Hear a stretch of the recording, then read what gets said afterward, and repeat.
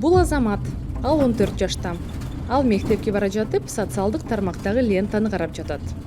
Ага, биз чындыкпыз, адилеттик үчүн деген ураандар коштолгон видео чыгат. Азамат эч нерседен шек санабай жөнөкөй комментарий калтырат. Бирок бир аз убакыт өткөндөн кийин ага жаңы билдирүү келет.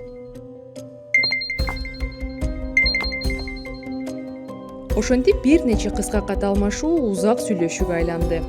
Азамат жаңы досуна кубанды, анткени буга чейин аны эч ким мынчалык жакшы түшүнгөн эмес. Бир нече күндөн кийин Азаматты жеке жолугушууларга чакырып, тыюу салынган уюмдардын катарына кошулуу боюнча үгүт иштерин жүргүзүшөт. Анын аң сезимине айланадагылардын баары душман деген ойду сиңирип, жамандыкты жок кылуу керектигин жана бул үчүн дал Азамат керек экенин айта башташат. Бирок кийин оңдоого мүмкүн болбой турган учур келет. Азамат аны алдап, катарына тартып алышканын түшүнөт. Бирок кеч болуп калган эле. Мындан кантип сактанууга болот? Бул Азамат. Ал мектепке бара жатып, социалдык тармактагы лентаны карап жатат. Күтүлбөгөн жерден ага экстремисттик уюмга кошулууга үндөгөн видео туш келет. Азамат бир жолу алардын мектебине милиция кызматкери келгенин эстейт. Ал экстремизм, терроризм жана мындай оюндарга тартуу мыйзамсыз жана кооптуу экенин айткан. Эми Азамат эмне кылуу керектигин билет.